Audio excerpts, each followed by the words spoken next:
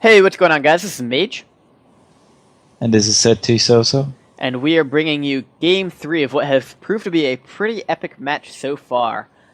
We have our Team 1, which is Hawk and Helsing, against Cechi and Prado. So Game 1 was actually featured Helsing and HLA. They won that game in just a truly magnificent manner with Cechi just managing to do Cechi things. I mean, it was just out of this world the way that they managed to come back and win that. I'd actually called the game in the opposite favor about 5 minutes prior to that, but they somehow pulled it off. And then, unfortunately, he had a DDoS done to him by Q-Man, and that meant that we were forced to find a replacement player. That replacement player happened to be Hawk. So Game 2 featured Hawk and Helsing against Cechi and Prado. And it was another nail-biter that came down to the very end, but the just barely managed to go to Hawk and Helsing's favor. They managed to have their heroes just a little bit higher, play a little bit better earlier on, and in what was a very epic game, they managed to tie the series up at 1-1. So the winner of this game will go on to the semifinals. Now, for those of you not familiar, this is the Random Heroes 2v2 tournament. The only difference is that every hero will be random. You have an equal opportunity to get one of any hero from all 4 races as well as the tavern, and you can actually get up to 2 of the same hero. So it makes it very interesting when you are playing a race and get a hero that doesn't go well with it. So let's go ahead and go around the map, and anything interesting you've noticed from either of our players so far? Well, the Cechi changed race, Yep. so that is kind of interesting. And he's not going for a Fiend build. It's also kind of interesting to me why he is changing it up He so is an much. undead player by nature, so Yeah. he may feel that it's his best race, but I do feel like undead has the... Wow, another Fire Lord for Prado, actually. I do feel like undead has a distinct disadvantage playing random hero because Dark Knight, or Death Knight is so crucial to their game. They do pull out a Dreadlord here for Cechi, but would you agree with that assessment? Well, actually, I think Undead is not the best race, but it's not the worst either because you can get Orb of Corruption, and that's just really strong in the late game. And you can also get Borrow for Fiends. So if you're lucky to get a Keeper of the Groove, for example, with in 2-on-2, or for Ghouls, that's really great. Or if you get a Potom for Fiends, that's really great too. So there's some possibilities. So who would you say is the strongest race as or the least strong? Let's rank the races for random hero actually, because Yeah. I know a lot of our players don't play a whole lot of random hero. I certainly don't, and we've got somebody here who does play a lot of random hero. So go ahead and give us a breakdown on each of them. Well, I'd say it's different from 2-on-2 to 1-on-1. So if you want me to start with 2-on-2, I can Let's go for do 2-on-2 that. first, since we are in the tournament for it. I'd say that Night Elf is the best race, just because it can do with almost any hero in the start, and you can always... Night Elf has really strong tier 1 units. Hunts are really great in almost any situation, and you have Moonwells to make up for the hero disadvantage you have, and it's just really great race also to with other teams. So yeah, I'd say Night Elf is the best race, and from there I think it's debatable. Personally, I think Orc is kind of the worst hero, but that's because the Orc units are not as strong without the Blade Master and good heroes. So, but if you play a really good team game, you can make up for that. And other than that, Human is pretty okay. Race, they got really nice heal ability from the Arcane Vault that can heal all your units. And, well, except for Hawk in this game, who was unlucky to get a Naga. That's not the best hero you can get. But Undead can certainly pull something off if they survive long enough. With Fiends, I don't see Ghouls doing a lot of work though, but Cechi may prove me wrong. Yeah, and it's interesting that he got the Dreadlord to go with the ghouls because those Yeah, two that's do go really together nice. pretty well. Yeah, so Yeah. that was a lucky stroke for him. Although it picks up the Scourge of Bone Chimes, that's at least worth some gold. And we do see that they're going to go for some early harassment on Prado's base, trying to bring down that burrow so they do get food blocked later on. And both players are going to TP in here. And with all that the repair that's being done by the peons right now barely manages to keep the burrow alive, it actually does go down there instead. And we'll see if that. Focusing on that so long is going to have a detrimental impact here for Hawk and Xelsing, since a lot of their units are getting low as we speak. There we go. We are going to see TP out here by Xelsing. Footman goes down, and we're going to see Hawk TP out as well. And they do manage to cancel that burrow just before, though, so we are now food capped at 20 for Prado, and he does have to go ahead and put another burrow up now. Yeah, that got a was good amount of really resources. nice harass there. Yeah, Yep. really sets him back a lot. So Cechi does have... no second hero for Prado for the Not next yet, 30 seconds at least. But Cechi is going to go ahead and start his second hero because he did hit tier 2 just before Prado. Our other two players, Hawk is about 30 seconds away from finishing, and Xelsing has already finished. And he is in the process of getting his Spirit Lodge and Bestiary up.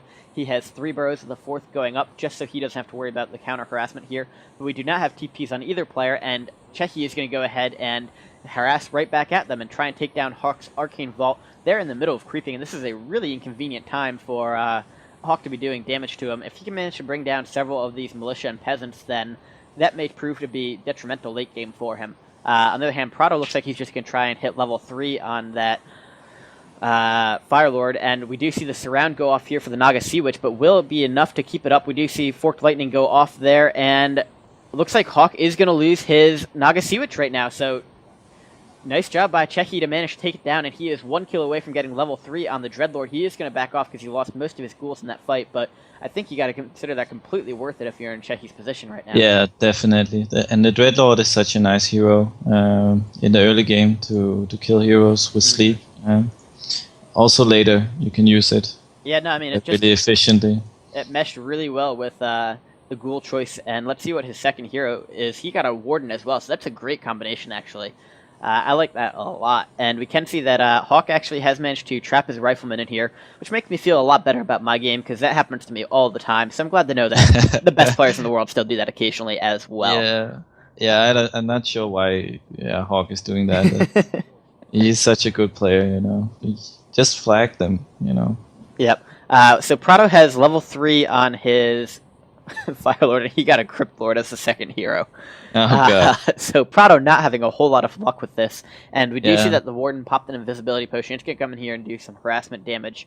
If it can take down a few of the peons, that'll be a big win for Xelsing. We can see that the Naga Sea Witch is pretty much just a little bit over 2/3 of the way back to coming out. And let's see if he will manage to bring this peon down before it burrows up. And yep, it went to repair, so it is down. He is trying to build this Crypt Lord up, so nice job by Prado to focus on the Crypt Lord gaining experience right now and getting that built up. I like that decision a lot. And he wants level Impale level 2 fast. That's actually a useful skill in the big fights. And Xelsing looks like Hawk went ahead and creeped that without a hero, so Xelsing does have almost level 4 on his Warden as a result.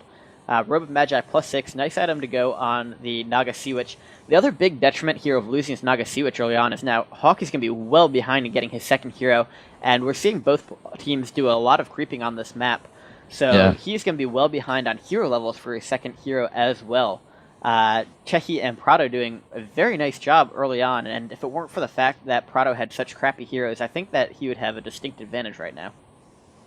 Yeah, also the new when Hawk lost the Naga, they lost the ability to attack them at the perfect timing, since Cechi went for ghouls and they're not that strong. Yep. But now Cechi is up to tier 3 and he can get the Corruption Orb and he can get Destroyers and probably rush Xelsing with the Destroyers and Ghouls. Yeah. That's the sort of solo strategy none that usually go for. So I think he's going to do that. Doing some Zeppelin harassing as well right now, trying to just ensure that they're caught off guard, giving Cechi the time he needs to build up and do everything that he would like. But he only used one Lava Spawn. I don't really follow. It doesn't seem worth it. No, I mean, he did bring his entire army in earlier on to do it, but on the other side, it is disrupting Hawk's economy right now, and Hawk is the best solo player in the game at the moment, I think, because Cechi is playing so much Dota 2 at the moment. So if you can disrupt that player, then that's certainly a good thing. But Xelsing coming in here and trying to take down a few units. The Raider is getting very low right now. We can see how good the Warden is. But the one good thing about the Fire Lord is you can go ahead and silence that Warden for a while at least. Yeah. Prado does go ahead and lose one of his Raiders right there. And he is going to lose a... Nope, does not lose a Spirit Walker. Xelsing is just, So it's really... Prado was really doing great in that fight. Yep. So nice move by Xelsing here, and Cechi going to come in here and finish off some of these units. So really good heads-up awareness, and he is only playing with ghouls at the moment, which the Warden is feeding off of. Yeah, there we really go. Deuce of the Destroyers come in. Grunts. And like I said. He'd be able to do a lot of damage right now if it were not for the fact that Hawk is coming in right behind him, as is Cechi has to be very careful that he does not lose one of these Destroyers.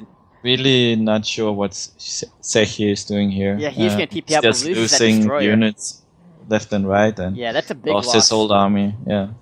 We do see that the Crypt Lord should manage to hit level 3 after all this is said and done, because I don't believe the Fire Lord is nearby, and there we go. Does hit level 3 on the Crypt Lord, so Prado playing very well early game, and a Priestess of the Moon, so complementing the Naga Sea Witch there as well, and the switch to rifles, so Hawk being rewarded for switching his play to match his hero, and just a really nice hero to come out for him. Yeah. And it's also interesting that none of the orcs have any Kodo out yet. I'd assume that you would want to get a Kodo, at least one Kodo in your army instead of more grunts or raiders. We saw that last game. Yeah. I don't really follow that. Yeah, I think it's really good to get the 10% damage on all units. And the Obsidian statue looking like it may go down right now, and that would be a big blow because, again, another important unit that is going to go down for Cechi. But on the other side, it looks like we may have Prado trying to do some harassment damage, and forcing a TP would be a wise move because really at the moment the name of the game is letting Cechi stay alive long enough to do some damage. But if he keeps losing Destroyers and Obsidian statues, it's going to be very hard for him to do that. Prado really holding his own well right now, and we'll see if he can do enough damage here. He needs to go ahead and TP out, though. You certainly don't want to fight that one-on-one right now. And Hawk and the Xelsing's armies are just army composition is again just way better. The Destroyers are not able to do a lot versus Raiders and Riflemen and Casters. Yep, and there we go. Prado being forced to TP out now as need be. Xelsing did TP back there to help out with Hawk, and this is a good army right now, and Cechi has not been allowed to build up the army the way he wants to. He has a lot of ghouls involved right now, and there is a lot of units that can do a bunch of damage, AoE damage, such as the Naga Sea Witch and the Warden, both of which could take down the ghouls instantaneously. Helsing's Kodo is getting very low right now. We'll see if Cechi manages to take it out. Interesting that the sleep went off on the Priestess of the Moon as opposed to another unit. Yeah, you would want to sleep the Naga. Yeah, I'm not sure why he chose. Misclick. Okay, probably was. And here we do see that Cechi is going to be forced to back again, but he's going to lose his last Destroyer. And, oof, you don't like to see that. The Warden getting very low as well. We'll see if that gets ensnared. If it does and that goes down, then I have a hard time seeing them overcome this deficit. And Naga hits level 4. Cechi goes ahead and leaves. Cechi is fighting 1 versus 2. That's never a good thing. Yep, so there we go. That is the end of this series. That goes 2-1 in favor of Xelsing and Hawk. And interesting, we can actually see that in the scoreboard. Prado and Cechi were 1 and 2. And really, Hawk and Xelsing picked a great time to end the game because I really do believe if Cechi had been able to grab some more better units later on, that this game could have been different than it was. Yeah, he just didn't get anything out of going for a Destroyer rush. It's just not really making it work at all, and had to tap out of the game really early in spite of having a good early game. Yeah. Yep. So thank you all for watching. So thank you for helping me cast this one. This was a round 2 game. It is Xelsing and Hawk that advanced to the semifinals. And unfortunately, Cechi and Prado, despite some great games and going up 1-0 early on, were knocked out of the tournament. If you're watching this on YouTube, we've got plenty more from the tournament already up. And if you're watching this on Twitch, it'll be just a moment before we get our next games loaded.